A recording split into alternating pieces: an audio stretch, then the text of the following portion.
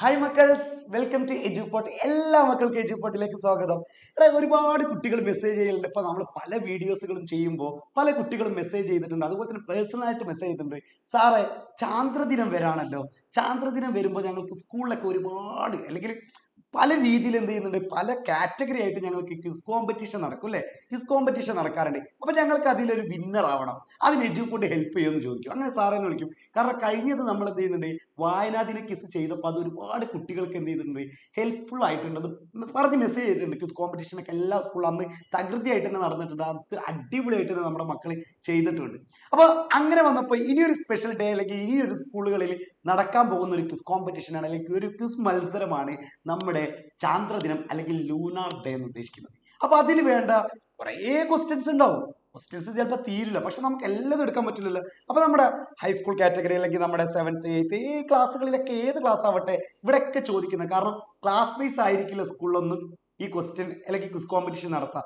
എല്ലാവരും കൂടി എന്തായിരിക്കും, ഒരു സ്കൂൾ ഉണ്ടെങ്കിൽ ആ സ്കൂൾ മുഴുവൻ എന്തായിരിക്കും ഒരൊറ്റ ക്വിസ് കോമ്പറ്റീഷൻ ആയിരിക്കും നടത്തുക. അതുകൊണ്ട് തന്നെ നമുക്ക് എല്ലാവർക്കും കൂടി ചോദിക്കുന്ന, ഏത് കാറ്റഗറിയിലാണെങ്കിലും എല്ലാവർക്കും കൂടി ചോദിക്കുന്ന കുറച്ച് ക്വസ്റ്റ്യൻസ് ഉണ്ട്. അത് നമുക്ക് നോക്കിയാലോ മക്കളെ, ഇമ്പോർട്ടന്റ് ആയിട്ടുള്ള ക്വസ്റ്റ്യൻ നോക്കാം. അപ്പൊ സെറ്റല്ലേ മക്കളെ? അപ്പൊ നിങ്ങൾ ചെയ്യേണ്ട കാര്യം, ഇതേപോലത്തെ വീഡിയോസ് ഒക്കെ കിട്ടണമെന്നുണ്ടെങ്കിൽ ഇനി ഓരോ ഡേയ്സും വരുന്നുണ്ട്. അതുപോലെ തന്നെ ഇൻഫോർമേറ്റീവ് ആയിട്ടുള്ള വീഡിയോസ് കിട്ടണമെങ്കിൽ മക്കൾ എന്ത് ചെയ്യണം, ഒന്ന് ചാനൽ സബ്സ്ക്രൈബ് ചെയ്യണം.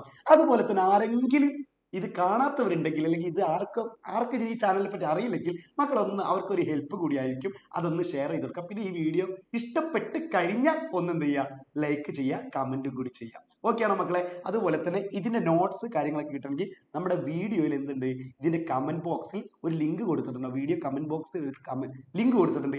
ആ ലിങ്കിലേക്ക് കയറി കഴിഞ്ഞാൽ നമ്മുടെ വാട്സപ്പ് കമ്മ്യൂണിറ്റിയിൽ നിങ്ങൾക്ക് ജോയിൻ ചെയ്യാൻ പറ്റും. നമ്മുടെ ഗ്രൂപ്പുകളിൽ നിങ്ങൾക്ക് അംഗമാകാൻ പറ്റും. ഓക്കെ, ഇനി കൂടുതലൊന്നും പറയുന്നില്ല, നമുക്ക് എന്ത് ചെയ്യാം, നേരെ അങ്ങോട്ട് പോവാം അല്ലെ. ക്വസ്റ്റ്യൻ, ഒന്നാമത്തെ ക്വസ്റ്റ്യൻ തന്നെ എപ്പോഴും എല്ലാ സ്കൂളിലും ചോദിക്കുന്ന ഒരു ക്വസ്റ്റ്യൻ തന്നെ. മക്കളെ, എന്നാണ് ചാന്ദ്രദിനം നമ്മൾ ആചരിക്കുന്നത്? അത് ഓൾറെഡി മക്കൾക്ക് അറിയാൻ കഴിയും. അന്നാണ് സ്കൂളിൽ എന്തായിരിക്കുക, ചാന്ദ്രദിനം. അല്ലെങ്കിൽ ചാന്ദ്രദിനത്തിന് അന്നാണല്ലോ നമ്മുടെ സ്കൂളിലൊക്കെ എന്ത് നടത്തുക, സ്വാഭാവികമായിട്ട് ക്വിസ് കോമ്പറ്റീഷൻ നടത്താം. പക്ഷെ അതുകൊണ്ട് തന്നെ ചിലപ്പോൾ നിങ്ങൾ ചില സ്കൂളുകളിൽ എന്തായിരിക്കും, ചിലപ്പോൾ അത് കഴിഞ്ഞിട്ടായിരിക്കും, ചിലപ്പോൾ അതിന് മുമ്പായിരിക്കും. അപ്പൊ നിങ്ങൾക്കൊരു കൺഫ്യൂഷൻ ഉണ്ടായിരിക്കും. അതുകൊണ്ട് ഞാൻ ആ ക്വസ്റ്റ്യൻ ഇട്ടത്. നമ്മുടെ നമ്മുടെ നമ്മുടെ ഓക്കെ. അപ്പൊ നമ്മുടെ ചാന്ദ്രദിനം ആചരിക്കുന്നത് ജൂലൈ 21-നാണ്. ചാന്ദ്രദിനമായി ആചരിക്കുന്നത് എന്നാണ് ഈ ചാന്ദ്രദിനം എന്ന് പറയുമ്പോൾ ജൂലൈ 21-നാണ് മക്കളെ ചാന്ദ്രദിനമായിട്ട് അറിയിക്കുന്നത്. അതുപോലെ തന്നെ ആദ്യത്തെ കൃത്രിമോപഗ്രഹം, മക്കളെ ഇതൊക്കെ ഇങ്ങനെ പഠിപ്പിക്കുമ്പോൾ എനിക്ക് ഇങ്ങനെ ഓർമ്മ വരുന്നുണ്ട്. എൻ്റെ ഒരു ബാല്യകാലം എനിക്ക് ഓർമ്മ വരാൻ. അന്നൊക്കെ ചോദിച്ച ഒരു ക്വസ്റ്റ്യൻ തന്നെയാണ്, എന്നാണ് അല്ലെങ്കിൽ എന്നാണ് ചാന്ദ്രദിനം എന്ന് ചോദിക്കാറുണ്ട്. അതുപോലെ തന്നെ ആദ്യത്തെ കൃത്രിമോപഗ്രഹം ഏതാണെന്ന് ചോദിക്കും. സ്പുട്നിക് 1 ആണ്. സ്പുട്നിക് 1 ആണ് ആദ്യത്തെ കൃത്രിമോപഗ്രഹം എന്ന് പറയുന്നത്. അതുപോലെ തന്നെ ആദ്യമായി ബഹിരാകാശം നടത്തിയ മനുഷ്യനാണ്. ആദ്യമായി ബഹിരാകാശത്ത് യാത്ര, ഒരുപാട് മനുഷ്യർ യാത്ര നടത്തിയിട്ടുണ്ട്, പക്ഷെ ആദ്യമായി ബഹിരാകാശ യാത്ര നടത്തിയ വ്യക്തിയുടെ പേരാണ് യൂറി ഗഗാറിൻ എന്നാണ് പേര്. യൂറി ഗഗാറിന്റെ രാജ്യം ഏതെന്ന് വെച്ചാൽ റഷ്യ എന്ന് പറയും. മുൻ സോവിയറ്റ് യൂണിയൻ, റഷ്യ അറിയപ്പെടുന്ന പേരാണ്. ഇപ്പൊ നമ്മുടെ അമേരിക്ക USA എന്നൊക്കെ അറിയപ്പെടുന്ന പോലെ നമ്മുടെ റഷ്യ USSR എന്നൊക്കെ അറിയപ്പെടും. അത് ഏതാണ്, റഷ്യൻ. ആ റഷ്യക്കാരനായിട്ടുള്ള യൂറി ഗഗാറിനായിരുന്നു ആദ്യമായിട്ട് ബഹിരാകാശ യാത്രികനായി മാറിയത്. അപ്പൊ മനസ്സിലാക്കണം, യൂറി ഗഗാറിനാണ് ആദ്യ ബഹിരാകാശ യാത്രികൻ. അദ്ദേഹം ഏത് രാജ്യക്കാരനാണെന്ന് വെച്ചാൽ അത് റഷ്യ എന്ന് പറയുമ്പോൾ, സോവിയറ്റ് യൂണിയൻ എന്നൊന്നും നിങ്ങൾ തൽക്കാലം ഇപ്പൊ പഠിച്ചു വെക്കണ്ട, റഷ്യ എന്ന് മനസ്സിലാക്കി വെക്കാം. ആദ്യത്തെ കൃത്രിമോപഗ്രഹം സ്പുട്നിക് 1 ആണ്. ഓക്കെ അല്ലേ? അതുപോലെ തന്നെ യൂറി ഗഗാറിൻ ബഹിരാകാശത്ത് പോയ വാഹനം ഏതെന്ന് ചോദിക്കും. ആടാ, അടിപൊളി ക്വസ്റ്റ്യൻ അല്ലേ? യൂറി ഗഗാറിനാണ് ആദ്യം ബഹിരാകാശത്തേക്ക് പോയതെന്ന് പറഞ്ഞു. ഇനി അദ്ദേഹം പോയ വാഹനം ഏതെന്ന് ചോദിക്കുമ്പോൾ അതാണ് മക്കളെ വോസ്റ്റോക്ക് 1 എന്ന് പറയും. വോസ്റ്റോക്ക് 1 ആണ് ഏതെന്ന് പറയുന്നത് യൂറി ഗഗാറിൻ ബഹിരാകാശത്തേക്ക് പോയ വാഹനം എന്ന് പറയും. യൂറി ഗഗാറിൻ എത്ര സമയം കൊണ്ടാണ് ഭൂമിയെ ഒരു തവണ ചുറ്റിയെന്ന് വെച്ചാൽ 108 മിനിറ്റ് എടുത്തിട്ടുണ്ട്. അതുപോലെ തന്നെ ലോകത്തിലെ ആദ്യത്തെ വനിതാ ബഹിരാകാശ സഞ്ചാരി. ലോകത്തിൽ ഒരുപാട് ബഹിരാകാശ യാത്രികരുണ്ട്, പക്ഷെ ആദ്യത്തെ വനിത ആരെന്ന് വെച്ചാൽ, ആദ്യത്തെ വ്യക്തി ആരെന്ന് വെച്ചാൽ നമ്മൾ പറയും യൂറി ഗഗാറിൻ ആണ്. എന്നാൽ ആദ്യത്തെ വനിത ആരെന്ന് ചോദിച്ചു കഴിഞ്ഞാൽ അതിന്റെ ആൻസർ ആണ് വാലന്റിന ടെരഷ്കോവ എന്ന് പറയും. വാലന്റിന ടെരഷ്കോവ എന്ന് പറയും. അതുപോലെ തന്നെ മനുഷ്യന്റെ ചാന്ദ്രയാത്രകൾക്ക് നേതൃത്വം നൽകുന്ന ബഹിരാകാശ ഏജൻസി ഏതെന്ന് വെച്ച് കഴിഞ്ഞാൽ അത് മക്കളെ ഇവിടെ കാണാൻ പറ്റില്ല, അതുകൊണ്ട് നാസ എന്ന് മനസ്സിലാക്കി വെക്കുക. ഏതായിരുന്നു? നാസയാണ് എന്തെന്ന് പറയുന്നത് ആദ്യത്തെ നേതൃത്വം നൽകിയ ബഹിരാകാശ ഏജൻസി. മനുഷ്യന്റെ ചാന്ദ്രയാത്രകൾക്കൊക്കെ ഈ നാസ, അത് അമേരിക്കയിലാണ് കേട്ടോ വരുന്നത്. നാസയാണ് ഇങ്ങനെയുള്ള കാര്യങ്ങൾക്കൊക്കെ നേതൃത്വം കൊടുക്കുന്നത്, അമേരിക്കയാണ്, അല്ലെങ്കിൽ നാസയാണ്. ആ ഏജൻസി നാസയാണ്. അതുപോലെ തന്നെ ചന്ദ്രനിൽ ലക്ഷ്യമിട്ട് ആദ്യം സഞ്ചരിച്ച ലൂണ 1 ഏത് വർഷമാണ് യാത്ര പുറപ്പെട്ടത്? 1959, 1959 ആദ്യമായിട്ട് എന്ത് ചെയ്യുന്നത് ലൂണ 1 യാത്ര പുറപ്പെട്ടത്. അപ്പൊ അത് ആ ഇയറിന് ചിലപ്പോൾ അധികം എക്സാമിന് ചോദിക്കാറില്ല, പക്ഷെ ഒന്നും കൂടി ക്വിസ് കോമ്പറ്റീഷൻ ടൈറ്റായി വരും. മനസ്സിലാവുന്നുണ്ടോ മക്കളെ? ക്വിസ് കോമ്പറ്റീഷൻ ഇങ്ങനെ ടൈറ്റായി വരും എന്ന് വെച്ചാൽ ആദ്യ റൗണ്ട് പൂർത്തിയായി. ആദ്യ റൗണ്ടിലൊക്കെ ചെറിയ ക്വസ്റ്റ്യൻ, എന്നാണ് ചാന്ദ്രദിനം, ആരാണ് ചന്ദ്രനിൽ കാലുകുത്തിയത്, അപ്പൊ അതൊന്നും ഞാൻ നീൽ ആംസ്ട്രോങ് ആണെന്നൊക്കെ എല്ലാവർക്കും അറിയാം. ഓൾറെഡി നിങ്ങൾ അന്ന് സ്കൂളിൽ തന്നെ ഡിസ്കസ് ചെയ്യുന്നുണ്ടാവും. അപ്പൊ അതൊന്നും ഞാൻ അതിൽ വെച്ചിട്ടില്ല. അപ്പൊ ആ നീൽ ആംസ്ട്രോങ് അതൊക്കെ ഫസ്റ്റ് റൗണ്ട് കഴിയും, പിന്നെ സെക്കൻഡ് റൗണ്ട് ആവും, പിന്നെ തേർഡ് റൗണ്ട് ആവും, പിന്നെ ഫൈനൽ റൗണ്ട് ആവും. ഈ റൗണ്ട് കൂടുന്നതനുസരിച്ച് ഇങ്ങനത്തെ ഇയറുകളൊക്കെ ചോദിക്കും. ലൂണ 1 ഏത് വർഷമാണ് യാത്ര പുറപ്പെട്ടതെന്ന് വെച്ചാൽ 1959, 1959 ചന്ദ്രനെ ലക്ഷ്യമാക്കിയിട്ട് പറന്ന ലൂണ 1 പോയത്. അതുപോലെ തന്നെ ഭൂമിയെ പ്രദക്ഷിണം ചെയ്ത ആദ്യ അപ്പോളോ വാഹനം ഏതാ? അപ്പോളോ 4. ഇയർ വേണമെങ്കിൽ ഒന്ന് നോട്ട് ചെയ്ത് വെക്കാം. 1967 അപ്പോളോ 4 പോകുന്നത്, ഭൂമിയെ പ്രദക്ഷിണം. അതുപോലെ തന്നെ ലൂണ 1 ഏത് രാജ്യത്തിന്റെ സംഭാവനയായിരുന്നു? അപ്പൊ നമുക്കറിയാം റഷ്യയും അമേരിക്കയും ഇങ്ങനെ അങ്ങോട്ടും ഇങ്ങോട്ടും കിടന്ന് കളിക്കുകയാണ് അല്ലെ. ഒരാൾ അവര് വിടും, ഒരാൾ വേറെ എന്തെങ്കിലും വിടും. ഓക്കെ ആണോ? അപ്പൊ ലൂണ 1 ഏത് രാജ്യക്കാരനെന്ന് വെച്ചാൽ അത് യൂറി ഗഗാറിന്റെ രാജ്യമായിട്ടുള്ള, യൂറി ഗഗാറിൻ ആരായിരുന്നു മക്കളെ? മറന്നോ? മറക്കരുത്, കാരണം നിർബന്ധമായിട്ടുള്ള ക്വസ്റ്റ്യൻ ആണ്. ആദ്യ ബഹിരാകാശ യാത്രികനാണ്. അദ്ദേഹത്തിന്റെ രാജ്യമായിട്ടുള്ള റഷ്യയിലാണ് ലൂണ 1 എന്ന് പറയുന്നത്. ഈ ചന്ദ്രന്റെ നമുക്ക് ദൃശ്യമാവാത്ത മറുവശത്തിന്റെ ചിത്രം ആദ്യമായി പകർത്തിയ, ചന്ദ്രന്റെ ചില ഭാഗം നമുക്ക് കാണാൻ പറ്റില്ല, അങ്ങനെ നമുക്ക് ദൃശ്യമാവാത്ത മറുവശത്തിന്റെ ഭാഗം പേടകം ചിത്രീകരിച്ചിട്ടുണ്ട്. ആ പേടകം ഏതാണെന്ന് ചോദിക്കുന്നത്. ഇപ്പൊ ലൂണ 1 ഉണ്ട്, അങ്ങനെയൊക്കെ നമ്മൾ പറഞ്ഞു അല്ലെ. ലൂണ 3യിലൂടെയാണ് ചന്ദ്രന്റെ നമുക്ക് ദൃശ്യമാവാത്ത വശം ആര് കാണിച്ചെന്നത്? ആ പേടകത്തിലൂടെ കാണിച്ചത്. ആ പേടകത്തിന്റെ പേരെന്താന്ന് വെച്ചാൽ ലൂണ 3 ആണ് കേട്ടോ. ഓക്കെ, അപ്പൊ അടുത്ത ക്വസ്റ്റ്യൻ ആണ്, മനുഷ്യന്റെ ചാന്ദ്രയാത്ര ഭാവനാത്മകമായി ചിത്രീകരിച്ച ആദ്യ പുസ്തകം ഏത്? മക്കളെ, from earth to moon. From earth to moon എന്നുള്ളതാണ് ജോൾസ് വേണ്ട ഒരു ബുക്കാണ്, പുസ്തകമാണ്. എന്ന് വെച്ച് കഴിഞ്ഞാൽ നമ്മൾ ചന്ദ്രനിലേക്ക് പോയതൊക്കെ നമ്മുടെ ഒരു ഭാവനയിലേക്ക്, നമ്മുടെ ഒരു ക്രിയേറ്റിവിറ്റിയിൽ രചിച്ച ഒരു ബുക്കാണ് ഏതെന്ന് പറയുന്നത് ഫ്രം എർത്ത് ടു മൂൺ എന്ന് പറയും. ഇനി ഏറ്റവും കൂടുതൽ ഉപഗ്രഹങ്ങളുള്ള ഗ്രഹം ഏതെന്ന്? ഗ്രഹങ്ങൾക്ക് എന്തുണ്ടായിരിക്കും? ഉപഗ്രഹങ്ങൾ ഉണ്ടായിരിക്കും. അത് ഏത് ഗ്രഹത്തിനാണ് ഏറ്റവും കൂടുതൽ ഉപഗ്രഹങ്ങൾ എന്ന് വെച്ചാൽ സിമ്പിളായിട്ട് ചിന്തിച്ചാൽ മതി. ഒരു ഗ്രഹത്തിന് കുറെ മക്കളുടെ അങ്ങോട്ട് ചിന്തിച്ചാൽ മതി. ഏറ്റവും കൂടുതൽ മക്കൾ എന്ന് വെച്ചാൽ ഏറ്റവും കൂടുതൽ ഉപഗ്രഹങ്ങളുള്ള ഗ്രഹം ഏതെന്ന് വെച്ചാൽ വ്യാഴത്തിനാണ് ഏറ്റവും കൂടുതൽ ഉപഗ്രഹങ്ങളുള്ളത്. അതുപോലെ തന്നെ സൂപ്പർ മൂൺ എന്ന പേര് നമ്മൾ ഇടയ്ക്കിടയ്ക്ക് ഇങ്ങനെ കേൾക്കാറുണ്ട്. സൂപ്പർ മൂൺ എന്ന പേര് എന്താണ് ഉദ്ദേശിക്കുന്നത്? സൂപ്പർ മൂൺ, ചന്ദ്രൻ ഭൂമിയോട് ഏറ്റവും കൂടുതൽ അടുത്ത് വരുന്ന ദിവസത്തെയാണ് എന്തെന്ന് പറയുന്നത് നമ്മുടെ സൂപ്പർ മൂൺ എന്നറിയപ്പെടുന്നത്. അപ്പൊ സൂപ്പർ മൂൺ എന്ന് നിങ്ങൾ അറിയപ്പെടുമ്പോൾ മൂൺ അടിപൊളി എന്നാണോ, ചന്ദ്രൻ അടിപൊളി എന്നാണോ അർത്ഥം? അല്ല, നമ്മുടെ ചന്ദ്രനും ഭൂമിയും കൂടി ഏറ്റവും അടുത്ത് വരുന്ന ദിവസത്തിനെ വിളിക്കുന്ന പേരാണ് സൂപ്പർ മൂൺ എന്ന് ഉദ്ദേശിക്കുന്നത്.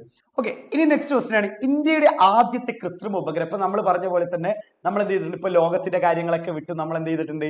യൂറി ഗഗാറിനോ ആ കാര്യങ്ങളൊക്കെ നമ്മൾ വിട്ടു. ഇനി നമ്മൾ ഇന്ത്യയിലേക്ക് വരാമെന്ന് വിചാരിക്കാം. ഇന്ത്യയിലെ ആദ്യത്തെ കൃത്രിമ ഉപഗ്രഹം ചെറിയ ക്ലാസ്സിലൊക്കെ നമ്മൾ പഠിച്ചതാണ്, ആര്യഭട്ടയായിരിക്കും. ആര്യഭട്ടയാണ് ഇന്ത്യയുടെ ആദ്യത്തെ കൃത്രിമ ഉപഗ്രഹം എന്ന് പറഞ്ഞത്. അതുപോലെ തന്നെ നെക്സ്റ്റ് ക്വസ്റ്റ്യൻ, ചന്ദ്രനിൽ കാലുകുത്താൻ മനുഷ്യനെ സഹായിച്ച ആദ്യ ബഹിരാകാശ പേടകം ഏതെന്ന് വെച്ചാൽ അപ്പോളോ 11. അപ്പോളോ 11 ആദ്യം ചന്ദ്രനിൽ കാലുകുത്താൻ മനുഷ്യനെ സഹായിച്ച ആദ്യ പേടകം എന്ന് പറയുന്നത്.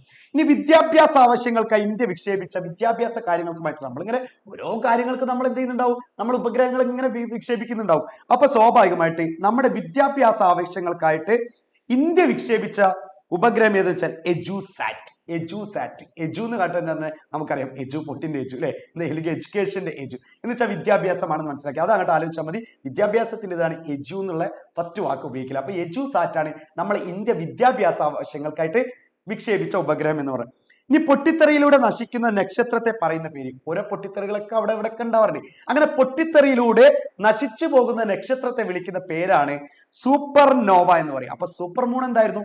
ചന്ദ്രനും ഭൂമിയും കൂടി ഏറ്റവും അടുത്ത് വരുന്ന ദിവസത്തെ സൂപ്പർ മൂൺ എന്ന് പറയുന്നത്. സൂപ്പർ നോവ എന്ന് പറഞ്ഞാൽ പൊട്ടിത്തെറിയിലൂടെ നശിച്ചു പോകുന്ന നക്ഷത്രത്തെ വിളിക്കുന്ന പേരാണ് സൂപ്പർ നോവ എന്ന് പറയും. നെക്സ്റ്റ് ക്വസ്റ്റ്യൻ ആണ്, അന്താരാഷ്ട്ര സ്പേസ് സ്റ്റേഷന്റെ പ്രവർത്തനങ്ങൾ നിയന്ത്രിക്കുന്ന ഏജൻസി. നമ്മൾ നേരത്തെ പറഞ്ഞിരുന്നല്ലോ ഇങ്ങനത്തെ ബഹിരാകാശ കാര്യങ്ങളൊക്കെ നിയന്ത്രിക്കുന്ന ആരായിരുന്നു? നാസ, അമേരിക്കയില്.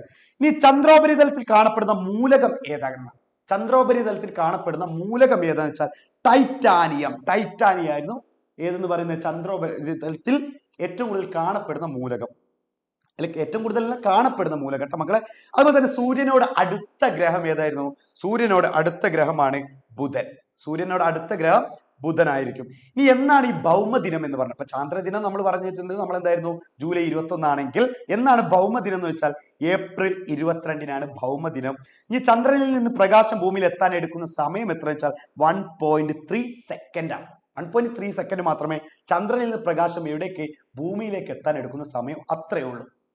ഈ ടെലിസ്കോപ്പ് ഉപയോഗിച്ച് ആദ്യമായി പ്രപഞ്ച നിരീക്ഷണം നടത്തിയ, നമുക്കറിയാം ടെലിസ്കോപ്പ് എന്ന് ആലോചിക്കുമ്പോൾ തന്നെ നമ്മുടെ മനസ്സിലേക്ക് ഓടിയെത്തുന്ന ഒരു മുഖമുണ്ട്, ഗലീലിയോ അല്ലെ? ആ ശാസ്ത്രജ്ഞനാണ് ഗലീലിയോ.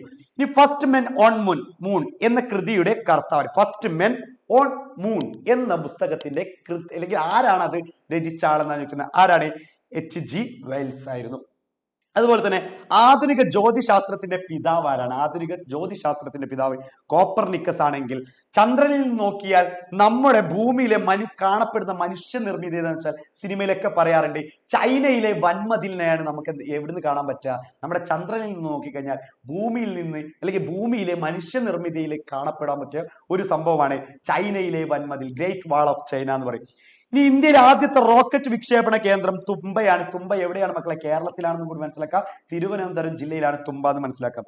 ഇന്ത്യൻ ബഹിരാകാശ പരിപാടിയുടെ പ്രഥമ രൂപരേഖ തയ്യാറാക്കിയ ശാസ്ത്രജ്ഞൻ ഡോക്ടർ ജഹാംഗീർ ബാബയാണെങ്കിൽ ഒരു മനുഷ്യന് ഒരു ചെറിയ ചുവടുവെപ്പ്, എന്നാൽ മാനവരാശിക്കോ ഒരു കുതിച്ചു ചാട്ടം എന്ന് പറഞ്ഞാൽ നമ്മൾ പഠിക്കാറുണ്ട്. നീൽ ആംസ്ട്രോങ്ങിനെ പറ്റി നമ്മൾ പഠിക്കാറില്ലേ? അദ്ദേഹം തന്നെയാണ് പറഞ്ഞത്, ഒരു മനുഷ്യന് ഇതൊരു ചുവടുവെപ്പ് മാത്രമായിരിക്കും, പക്ഷെ ഇത് മാനവരാശിക്ക് ഇതൊരു കുതിച്ചു ചാട്ടം എന്ന് പറഞ്ഞ വ്യക്തിയാണ് നീൽ ആംസ്ട്രോങ് എന്ന് പറയുന്നത്. അതുപോലെ തന്നെ നമ്മൾ എപ്പോഴും കേട്ടിട്ടുണ്ട് ഒരു വേഴവട്ടക്കാലം, ഒരു വേഴവട്ടക്കാലം. ഇത് എത്ര വർഷമാണെന്ന് വെച്ചാൽ 12 വർഷത്തിനെയാണ് ഒരു വേഴവട്ടക്കാലം എന്ന് വിളിക്കുന്നത്. ഓക്കെ അല്ലേ മക്കളെ? ഇനി ആദ്യ ചാന്ദ്രയാത്രികർ ചന്ദ്രനിൽ ഇറങ്ങിയ സ്ഥലത്തിന്റെ പേരെന്താണ്? പ്രശാന്ത സമുദ്രം. ഓക്കെ. ഇന്ത്യയിലെ ഉപഗ്രഹ വാർത്താവിനിമയ ഭൂനിലയം എവിടെ വെച്ചാൽ വിക്രം സ്റ്റേഷൻ ആണെങ്കിൽ ഏത് വാഹനത്തിലായിരുന്നു? ലൈക്ക എന്ന നായ. മക്കളെ, ഒരു നായ പോയിട്ടുണ്ട്. എവിടേക്ക്? ബഹിരാകാശത്തേക്ക് ഒരു നായ പോയിട്ടുണ്ട്. ആ നായയുടെ പേരും ചോദിക്കാം. നായയുടെ പേരാണ് ലൈക്ക എന്ന പട്ടി എന്ന് നമ്മൾ ചെറിയ ക്ലാസ്സിലൊക്കെ പഠിച്ചതന്നായിരുന്നു. എനിക്ക് എപ്പോഴും അത് ഓർമ്മയുണ്ട്. അത് ഒരു ക്വസ്റ്റ്യൻ നിർബന്ധമായിട്ട് ചോദിക്കുന്ന ഒരു ക്വസ്റ്റ്യൻ ആണ്. ബഹിരാകാശത്ത് പുറപ്പെട്ട പട്ടിയുടെ പേരെന്താണ് അല്ലെങ്കിൽ നായയുടെ പേരെന്താന്ന് വെച്ച് കഴിഞ്ഞാൽ അത് നിങ്ങൾക്ക് വ്യക്തമായി പറയാം. ലൈക്ക എന്ന പട്ടിയാണ്. അത് ബഹിരാകാശത്ത് പറഞ്ഞയച്ചത് ഒരു വാഹനമുണ്ട്. വാഹനത്തിന്റെ പേരാണ് സ്പുട്നിക് 2 ആണ്. സ്പുട്നിക് 2ലാണ് ആരെ പറഞ്ഞയച്ചത്? ലൈക്ക എന്ന പട്ടിയെ പറഞ്ഞയച്ചത്. ഓക്കെ. ഇനി നെക്സ്റ്റ് ക്വസ്റ്റ്യൻ ആണ് വിമാനത്തിലെ ബ്ലാക്ക് ബോക്സ്. മക്കളെ, നമ്മൾ ഒരുപാട് വിമാനാപകടങ്ങൾ നടന്നു കഴിഞ്ഞാലൊക്കെ നമുക്കറിയാം അതിന്റെ ബ്ലാക്ക് ബോക്സ് ചെക്ക് ചെയ്യാൻ പറയും. ബ്ലാക്ക് ബോക്സ് എന്ന് പറഞ്ഞാൽ സ്വാഭാവികമായിട്ട് വിമാനത്തിന് എന്താ പറ്റി അല്ലെങ്കിൽ എന്തുകൊണ്ടാണ്, ആരുടെ തകരാറ് മൂലമാണ് ഈ വിമാനം അല്ലെങ്കിൽ എന്താണ് ഒരു പ്ലെയിൻ ക്രാഷ് സംഭവിക്കാനുള്ള റീസൺ, ഇതൊക്കെ ബ്ലാക്ക് ബോക്സ് നോക്കിയാൽ അറിയും. അപ്പൊ ബ്ലാക്ക് ബോക്സിന്റെ കളർ എന്ത് നോക്കി? അപ്പൊ നമ്മളൊക്കെ വിചാരിക്കും ബ്ലാക്ക് ബോക്സിന്റെ കളർ എന്താ? ബ്ലാക്ക്, കറുപ്പ് ആണോ? അല്ലടാ മക്കളെ, ഏതായിരുന്നു? ഓറഞ്ച് ആണ് കേട്ടോ കളർ. നിങ്ങളെ കൺഫ്യൂസ്ഡ് ആക്കുന്ന ഒരു ക്വസ്റ്റ്യൻ ആണ്. വിമാനത്തിലെ ബ്ലാക്ക് ബോക്സിന്റെ നിറം എന്തെന്ന് വെച്ച് കഴിഞ്ഞാൽ നമുക്കറിയണം, ഓറഞ്ച് ആണ്. ഇനി അതുപോലെ തന്നെ ഇന്ത്യയുടെ ചൊവ്വ പരിവേഷണ ദൗത്യം ഏതാന്ന് വെച്ചാൽ മംഗൾയാൻ എന്ന് കേട്ടിട്ടില്ലേ? ചൊവ്വയിലേക്കുള്ള പരിവേഷണ ദൗത്യമായിരുന്നു മംഗൾയാൻ. ഇനി ഇന്ത്യയുടെ ബഹിരാകാശ തുറമുഖം എന്നറിയപ്പെടുന്ന എവിടെയാണ്? ശ്രീഹരിക്കോട്ട. ശ്രീഹരിക്കോട്ടയാണ് ബഹിരാകാശ തുറമുഖം എന്നറിയപ്പെടുന്നത്. ചന്ദ്രനിൽ നിന്ന് ആകാശത്തിന്റെ നിറം എന്താണ്? അത് കറുപ്പാണ്. നമ്മൾ ബ്ലാക്ക് ബോക്സ് എന്നറിയപ്പെട്ട പോലെ. ഏത് ഗ്രഹത്തിന്റെ ഉപഗ്രഹമാണ് മക്കളെ ടൈറ്റാൻ എന്നറിയപ്പെടുന്നത്? ശനി എന്നുള്ള ഗ്രഹത്തിന്റെ ഉപഗ്രഹമാണ് ടൈറ്റാൻ. പ്രഭാത നക്ഷത്രം എന്നറിയപ്പെടുന്ന ഗ്രഹം ഏതാണ്? അത് ശുക്രനാണെങ്കിൽ ഭൂമിയോട് ഏറ്റവും അടുത്ത നക്ഷത്രം അത് സൂര്യനാണ്. ഓക്കെ. ബഹിരാകാശ പര്യടനം നടത്തിയ ഏറ്റവും പ്രായം കൂടിയ മനുഷ്യൻ, 77-ാം വയസ്സിൽ എണീറ്റ് നടക്കാൻ പറ്റും നമുക്ക്? ബഹിരാകാശം എന്നാൽ ആ സമയത്ത് ബഹിരാകാശ യാത്ര ചെയ്തിട്ടുണ്ട്. ഒന്ന് ആലോചിച്ച് നോക്ക് മക്കളെ, നമുക്ക് നമ്മുടെ വീട്ടിൽ നിന്ന് അമ്മായിന്റെ വീട്ടിലേക്ക് പോകാൻ കഴിയും 77-ാം വയസ്സിൽ? എനിക്ക് തോന്നുന്നില്ല. എന്നാൽ അന്ന് പോയിട്ടുണ്ട്. 77-ാം വയസ്സിൽ പോയ വ്യക്തിയാണ് ജോൺ ഗ്ലെൻ എന്ന് പറയും. ആരായിരുന്നു? ജോൺ ഗ്ലെൻ ആയിരുന്നു 77-ാം വയസ്സിൽ അല്ലെങ്കിൽ ഏറ്റവും പ്രായം കൂടിയ വയസ്സിൽ ബഹിരാകാശ യാത്രികൻ എന്ന് പറയും. ഇന്ത്യയുടെ ആദ്യത്തെ കാലാവസ്ഥ ഉപഗ്രഹത്തിന്റെ പേര് കൽപ്പന 1 എന്നായിരുന്നു. ഇന്ത്യയുടെ ഭൂപട നിർമ്മാണ പഠനങ്ങൾക്കുള്ള ഉപഗ്രഹമാണ് കാർട്ടോസാറ്റ് 1. ബഹിരാകാശത്തെത്തിയ ആദ്യ ഇന്ത്യക്കാരൻ, കുറെ പേര് നമ്മൾ പറഞ്ഞത്, ആദ്യത്തെ വ്യക്തി ആരായിരുന്നു? യൂറി ഗഗാറിൻ ആയിരുന്നു. യൂറി ഗഗാറിൻ ഏത് രാജ്യക്കാരനായിരുന്നു? റഷ്യ ആണെങ്കിൽ. എന്നാൽ ഇന്ത്യയിൽ നിന്ന് പോയിട്ടുണ്ട്. ഇന്ത്യക്കാർ അത്ര മോശക്കാരനൊന്നുമല്ല. ബഹിരാകാശത്തെത്തിയ ആദ്യ ഇന്ത്യക്കാരൻ രാകേഷ് ശർമ്മയാണ്. ആദ്യത്തെ ആരായിരുന്നു? രാകേഷ് ശർമ്മയായിരുന്നു. ഇന്ത്യൻ ബഹിരാകാശ പദ്ധതിയുടെ പിതാവ് വിക്രം സാരാഭായ്. ഈ പദ്ധതിയുടെ പിതാവ് എന്നറിയപ്പെടുന്നത് എത്ര ആത്മാഭിമാനം കൊള്ളാൻ പറ്റും നമുക്ക് അല്ലെ? ആരായിരുന്നു? വിക്രം സാരാഭായ്.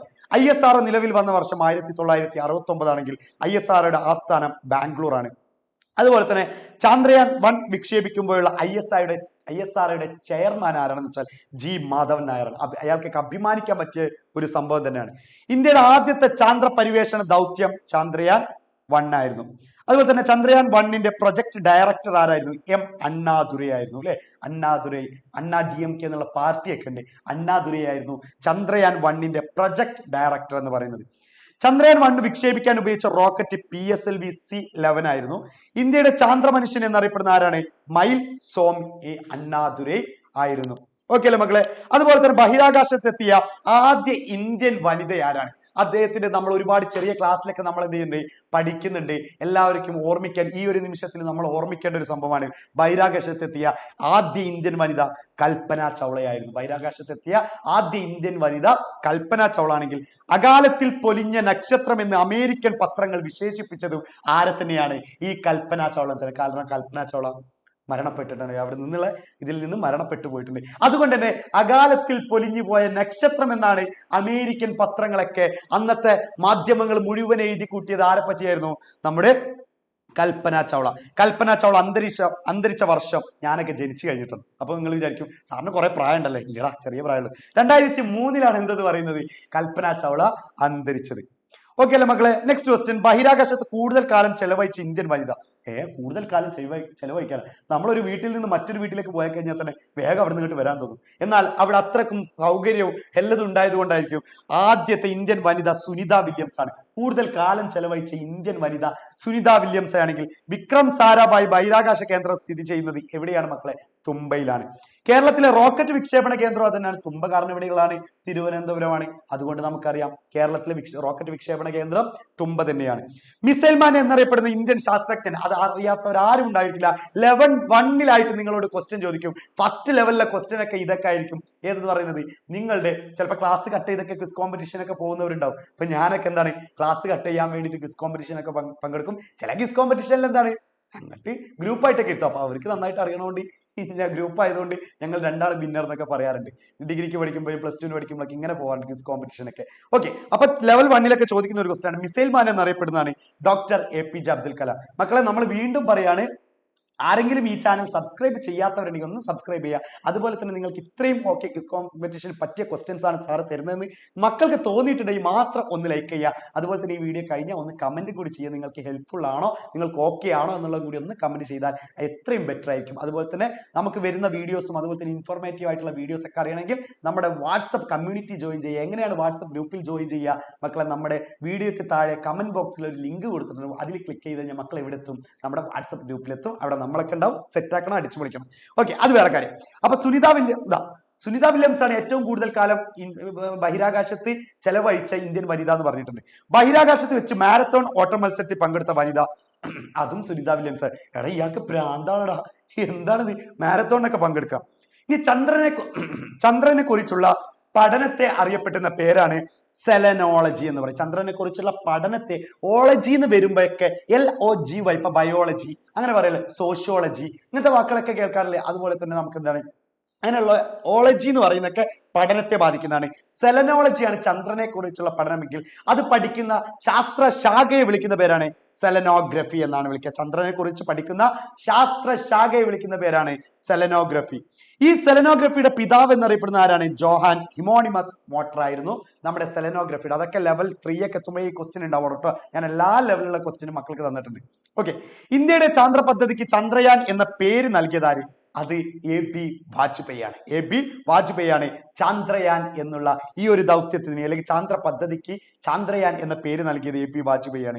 ചന്ദ്രനിൽ ഭൂമി വാങ്ങിയ ബോളിവുഡ് സിനിമാ നടൻ ആരാന്ന് വെച്ച് കഴിഞ്ഞാൽ, ചന്ദ്രനിൽ ഭൂമി വാങ്ങിയ എന്തൊക്കെയാണ് ഞാനിത് കേൾക്കുന്നത്? ഈ കൊച്ചു കേരളത്തിൽ എന്തൊക്കെയാണ് നടക്കുന്നത്? എടാ, അങ്ങനെ വാങ്ങിയിട്ടുണ്ട്. ആരാണ്? സുശാന്ത് സിംഗ് രാജായിരുന്നു നമ്മുടെ ഇവിടെ ഭൂമി വാങ്ങിയ വ്യക്തി എന്ന് പറയുന്നത്, അല്ലെങ്കിൽ ബോളിവുഡ് നടൻ എന്ന് പറയുന്നത്. മക്കളെ, അപ്പൊ ഈ വീഡിയോ നിങ്ങൾക്ക് ഉപകാരപ്പെടുന്നത് എനിക്ക് 100% ഉറപ്പാണ്. പക്ഷേ ഇത് മാത്രം പഠിച്ചിട്ട് ക്വിസ് കോമ്പറ്റീഷന് പോയാൽ മതിയോ? പക്ഷെ ക്വിസിൽ മുഴുവനായിട്ട് ക്വസ്റ്റ്യൻ ചെയ്യുമ്പോൾ നമ്മൾ നേരം വെളുക്കും. പക്ഷേ ഇമ്പോർട്ടന്റ് ആയിട്ടുള്ള മക്കൾക്ക് ലെവൽ 1 ലെവൽ 2 ഒക്കെ ക്രോസ് ചെയ്യാൻ പറ്റിയ ക്വസ്റ്റ്യൻസ് ഒക്കെ ഇട്ടിട്ടുണ്ട്.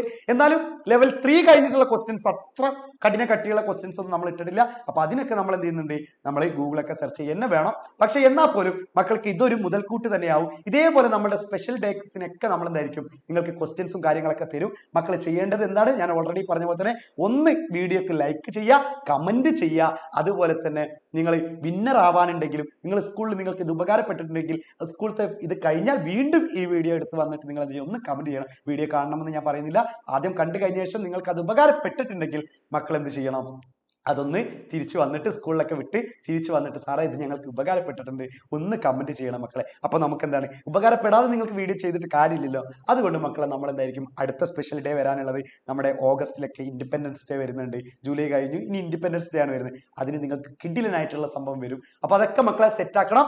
അപ്പൊ മക്കളെ നമ്മൾ മറക്കരുത്, ചാനൽ സബ്സ്ക്രൈബ് ചെയ്യണം. നിങ്ങളുടെ ഇതറിയാത്ത ഫ്രണ്ട്സിനുണ്ടെങ്കിൽ നമ്മുടെ എജുപോർട്ട് ഒന്ന് എന്ത് ചെയ്യണം, ഷെയർ ചെയ്ത് കൊടുക്കാൻ മറക്കരുത്. അപ്പൊ മക്കളെ ബൈ ബൈ ബൈ, എല്ലാവർക്കും ഓൾ ദി ബെസ്റ്റ്. അടിപൊളിയായിട്ട് നീ ക്വിസ് എന്ത് ചെയ്യണം, ഫസ്റ്റ് തന്നെ കിട്ടട്ടെ. നീ ഫസ്റ്റ് കിട്ടിയിട്ടില്ലെങ്കിൽ പാർട്ടിസിപ്പേറ്റ് ചെയ്യുക. Bye bye, wish you all the best. By.